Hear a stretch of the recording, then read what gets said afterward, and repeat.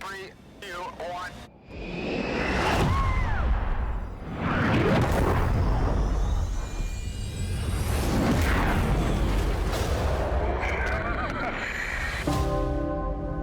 After 34 years, Tom Cruise returns as Maverick. This is a competition film about family, friendship, and sacrifice. It's a love letter to aviation. We're going to show you what it's really like to be a Top Gun pilot. You just can't create this kind of experience unless you shoot it live. In order for us to accomplish this, we have the greatest fighter pilots in the world working with us. We're working with a brand new camera system that allows us to put 6 IMAX quality cameras inside the cockpit with the actors. Verify cameras are on. Check cameras on. There you go. It's amazing what we see in the cockpit and what an audience is going to experience.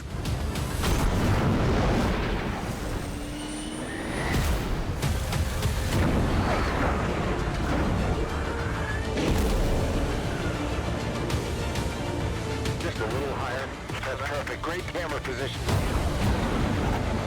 Thanks to Tom, all the actors are becoming accustomed to the G-forces by all the training that they're doing. It is aggressive. You can't act that. The distortion in the face. They're pulling 7.5 HEs. That's 1,600 pounds of force. I am so proud of them and what they've done. And it is heavy duty. All right. I'm okay.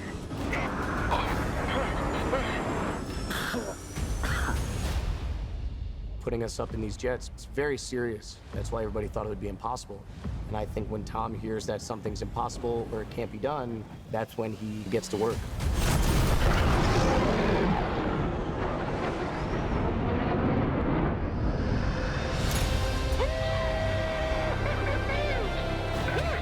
It'll work out. That's what I'm talking about. Flying one of these fighter jets is an absolute thrill ride. We want to make sure that the audience has the same experience. 3, 2, 1. Turn, please. Aviation film like this has never been done, and chances are it will never be done again.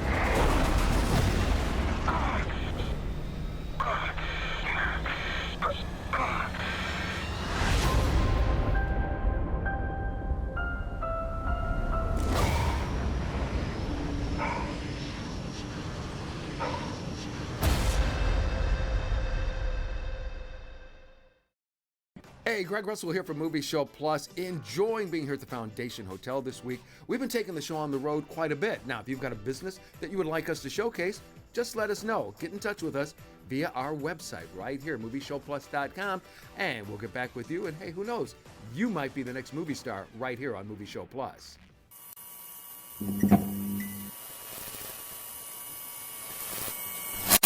The stories are based off of your grandfather. Talk a little bit about that for me. Yeah, he fought in the war from 1916 onwards. He was 17 years old. He enlisted. Wow. He chose to enlist, and then regretted it when he arrived, like most of them did. Most of them had a very different idea of what the war would be when they set off to the reality. Partly because it was the last war that wasn't recorded on newsreel footage. You know, it was misreported at home because they didn't want to put people off from enlisting. So they enlisted to a war they thought would be very different. And the stories he told were all fairly shocking, really. There weren't stories of heroism or bravery. There were stories about how lucky he was to have remained alive and how his friends died next to him. And he told one particular story of running through no man's land with a message. And that image of that one man with one message in that vast empty space filled with the dead. That was the image that kept pulling at me, and when I came to write my own script, that was the story I found I wanted to tell. What if that man just kept going? You know, wanting to make sure that they got it. Yeah, I think that's a beautiful thing that the film's about, is kind of how far you can go in service of someone else. You know, in service for a loved one first and foremost, in service of a friend. Perhaps not in service, that's the wrong word, but for someone. You know, like how far the individual can be stretched by, you know, something outside of them. And the way the film's shot, the way it was written, Yeah. I mean, everything about it is to make you feel like you're going on that journey with those two men. That's our dream, or like when I sat down to write, my kind of like hope was that when this film was made, it would feel like 110 minutes in someone else's life. Right. That you, the audience, would be fully immersed and almost trapped on this journey with them. And you want them to succeed, you want them to get there, but you really want them to live. Because hopefully you grow to love them. Right. And you are right. I mean, I mentioned it to Sam, where you all of a sudden, you were in the body of the person you saw. Because there was the one scene where basically, I think it's almost like running on the rooftop, but it's where he falls through and there's the lady with the baby. Yes. Yeah, you're in that guy's head. You're going, you're trying to move, make sure you don't get shot up. That's good. That's the nicest thing I could ever hear is like someone who worked in a film is that you feel like you're moving around. Like that's my dream is like, because that's the films, I love the films I grew up watching. Right. I would be like that, be like squirming around in my seat like, oh my God, am I going to get like ducking out the way when people like you're raging bull, you're like, oh no. Yeah. And so like to have done that for someone else is like the best thing ever.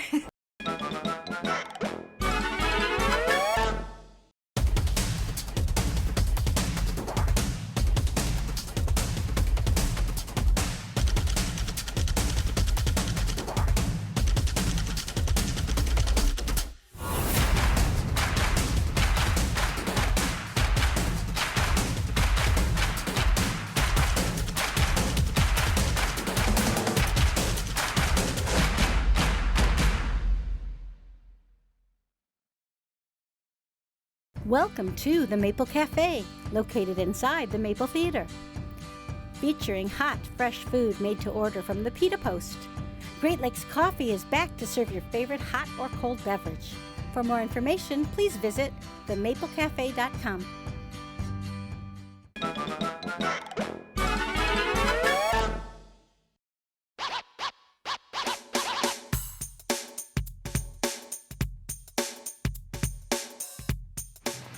That's the house up there, right on top of the stoop.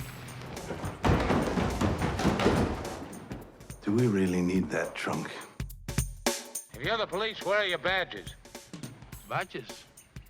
We ain't got no badges. We don't need no badges. I don't have to show you any stinking badges. Now, a romance that has thrilled millions. The marriage of beautiful Marilyn Monroe and Joe Dimaggio. And there's no surprise in the fact that it attracted a record crowd to the San Francisco court where the ceremony was performed. Never tell a soldier that he does not know the cost of war.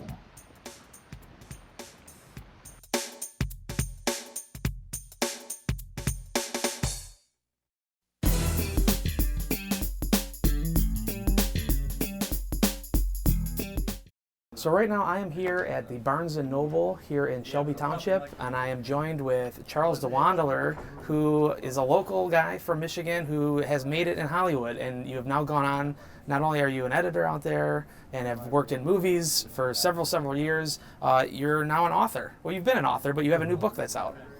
Yes, my first book is Black Ice. My newer book is Superheroes, Their Movies and Why We Love Them, and I think you probably are interested in superheroes as much as I am with all the movies. Yeah, I was going to say, and people who watch the show have probably seen your ad on our show in the past. In the new book, Superheroes, Their Movies, and Why We Love Them, discover the answers to all the age-old questions. Is Superman the first superhero? What would Marvel be without Stan Lee? What happened to James Cameron's Spider-Man movie? Who is the most popular superhero? And who's winning the war between DC and Marvel? Superheroes, Their Movies, and Why We Love Them.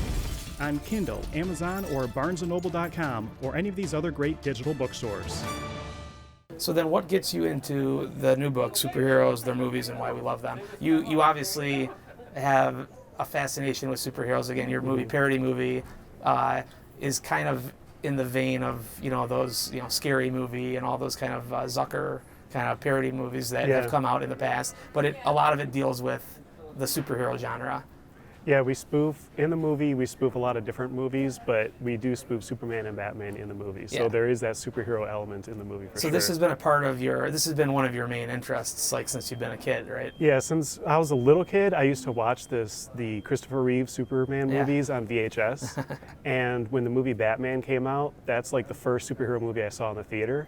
and I was about 8 years old, and I just remember being like totally blown away by the Batman movie and liking like how dark Batman was. Yeah. Like I was used to seeing like reruns of the TV show. It was all campy. Yeah. And then when I saw like the Tim Burton version, it's like, whoa, that's what Batman is supposed to be. This is so cool. Sure. And I've just been into superheroes ever since. So what kind of people do you hope buy the book? Who's the book for exactly? Do you need to be a superhero fan, or if you just have a passing interest, are you going to be able to get something out of your book? Yeah, I tried to write the book for not only superhero fans who wanted to know more about the backstory of the movies and the comic books. Even if they're not into superheroes, they might be into movies or something else.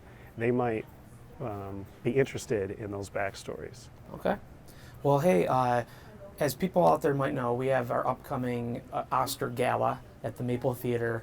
Oscars are early this year, Sunday, February the 9th, but we do a big gala where we have all kinds of things going on at the Maple Theater. People dress up or don't dress up. They come out, they can have dinner, drinks, there's a photo booth, there's desserts, and we all watch the Oscars on the big screen together. But during the commercial breaks, we put on a humongous raffle. Just by going to the Oscar Gala, you get a ticket that gets you basically into the raffle, and we raffle off 50, 60 different items, all movie swag. You have been kind enough to donate to that raffle at the Oscar Gala signed copies of your books. Superheroes, their movies, and we love them, and Black Ice, both signed by Charles Wandler. If people aren't that lucky to win these at the raffle, though, how can people buy your book? Where can people find your book? How can they get these books? The best way to buy the book, to find the books, is on my website, charlesdemondler.com, and they can find the links there to order through either Amazon or Kindle or barnesandnoble.com. I think anybody who likes superheroes, which is basically everybody judging by the box office, That's true. You're going to have something in this book for you. And again, you'd be supporting a local talent like you, Charlie. It's awesome to see what you've done with your career from the time that we worked together. And I wish you nothing but luck. Thanks for joining me here today. Thank you for having me on the show. Superheroes, their movies, and why we love them. On Kindle, Amazon, or barnesandnoble.com, or any of these other great digital bookstores.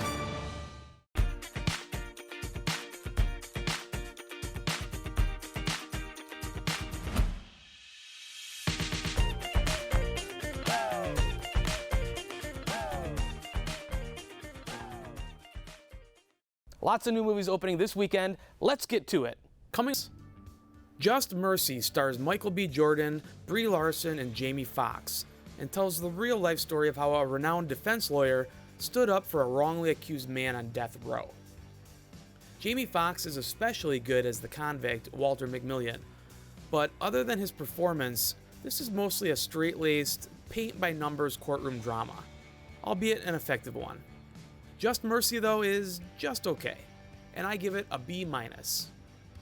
Also opening this week is the deep-sea horror thriller appropriately titled Underwater, starring Kristen Stewart and TJ Miller. I did review this film, and you can check out my full review of Underwater on the website whenever you'd like. Last and maybe least, the comedy Like a Boss, starring Tiffany Haddish, Salma Hayek, and Rose Byrne, is also in theaters. For more detailed reviews of these and other movies, please check me out on Rotten Tomatoes. You can go to the site, search the critics list to find Tom Santilli, and you can scroll through all of my recent and not so recent reviews. Another good way to find my stuff is to follow me on Twitter @Tom Santilli, or go to the website movieshowplus.com.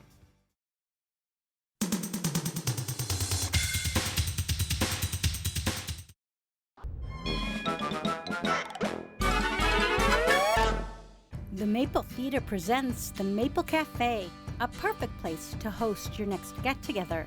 Great for corporate events, family gatherings, holiday parties, and more. Contact Ruth at themapletheater.com for more information. A Dream Limousine continues to be Metro Detroit's finest luxury transportation service. 734-542-6800. Offering late model luxury SUVs to brand new party buses that seat up to 34 passengers. 734-542-6800. Including the one-of-a-kind Escalade Stretch with the exciting jet door. Call 734-542-6800. That's 734-542-6800. A Dream Limousine. All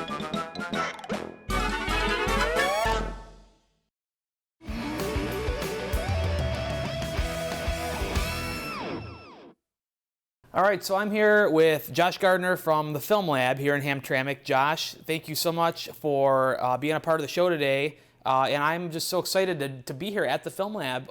Tell us about this place. What is this place? Yeah, the Film Lab is a bar and micro cinema here in Hamtramck where we show the best in contemporary and classic world cinema.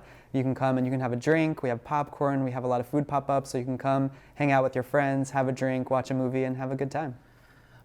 Describe, you said it's a micro cinema. What can people expect as opposed to like a multiplex that they would go see like a Marvel movie? Yeah, it's a little bit more of an intimate and cozy experience here.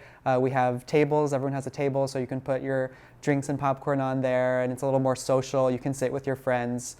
Yeah, I've been in Detroit about 3 years, and I noticed there was a real lack of just movie theaters in the city of Detroit, and that there was a real space for foreign and independent cinema here that I was missing. So I'm a programmer back in Washington, D.C., and so I thought I could continue what I was doing there and find a new home for it here. So I was doing pop-up cinemas around the place, but I met with my co-founder Lara, and we really decided we wanted to have a brick and mortar space where we could really showcase all the great film that's coming out and have a home where we could build a community around. And when we found this building and we saw the community in Hamtramck, we thought this was really the best place for us to be. We try and really create a full experience when you come to the movies. So when you walk in, we have music videos play that theme along with the country from the film. So if you come to see a Spanish movie, you're seeing really fun Spanish music videos. Cool. And we try and do themed cocktails. We've had like a Spanish wine tasting, as well as pop-ups, a paella, keeping with the Spanish theme. But we try and do that to kind of create a full experience when you come to the movie. So it's not just a movie, you're getting kind of the full experience. So now I'm talking with Lara Spire, who is the co-founder, along with Josh, of the Film Lab. And we're in the Film Lab right now as we speak, but I know that this is an existing building, of course, and it's beautiful in here, but why don't you tell me just a bit about the history? Sure, yeah, this building was originally the Polish League of American Veterans Club. It's about a 100-year-old building, and we kind of just fell in love with how gorgeous it was, and anything that was in here that we felt like was worth keeping, we did, and we just kind of like polished it and loved it and cleaned it up as much as we could, you know. Cool. So all of this wood paneling, which is super unique and kind of quirky, we just loved it, and we just tried to accentuate it. Sure. Cleaned it up, stained it, put, you know, a lot of effort into the lighting to sort of like highlight, you know. And then this beautiful marble bar we have, that was here. Okay. Yeah, basically anything else that we could keep, like, oh, those mirrors in the back, we love those, and it says Plav still on it. Oh, wow. And we get a lot of people coming in here from Hamtramck locals who were here 50 years ago, and they're like, wow, you did great, you know, keeping the space. So this is going to be, in addition to the micro cinema, we're going to have a 2-theater space up here. So it'll be more like the traditional movie theater vibe with like 2 actual rooms that have, you know, the stadium seating and all that stuff. And what we're doing to make it a little bit more fun is that we're doing a dine-in concept, which is actually the only one in Michigan right now. Cool. So that's really exciting. Whereas, you know, you order from your seat, you get food and drinks, and it's before the movie and then during the movie as well. A large part of the Film Lab is not just to show movies. You guys have an educational element to this that is really important to you in terms of educating and giving a space for there to be interaction about film. Right. So I think one of the important aspects to Josh and I is that it's related all back to community and the storytelling, but like connecting up people. It's so cool. I'm so excited for you guys. You seem like you have such a great place here.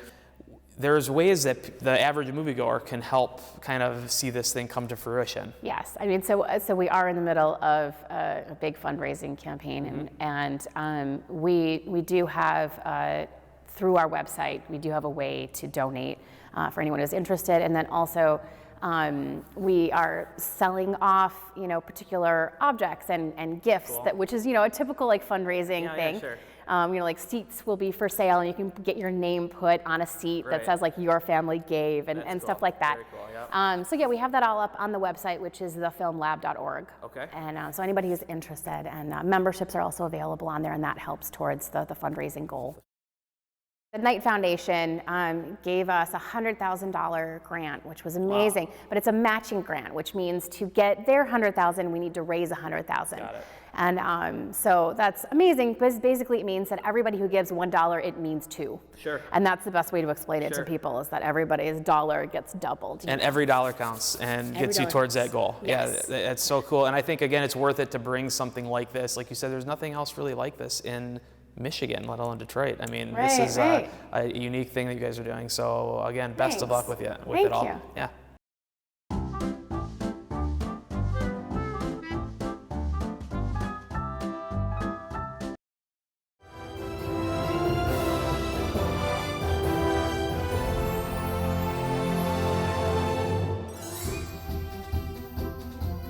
Thank you, everybody, for coming out and watching the Oscars with me.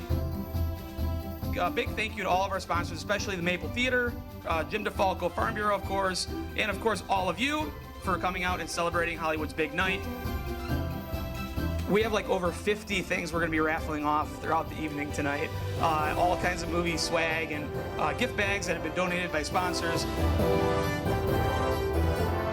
How about a round of applause, too, for the people that were here for dinner, the dinner package, our band out there, the Gin and Tonics. I thought were pretty awesome. So give it up to the Gin and Tonics. With that, thank you all for coming, and let's have a good time. All right.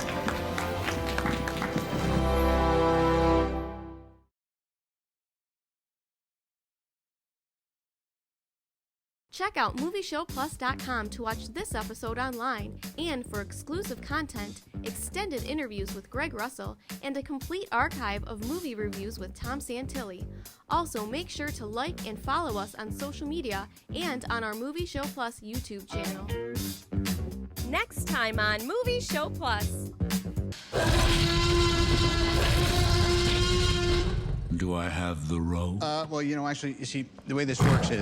Put me in the movie or it's downy for dessert. Gotcha. He's perfect.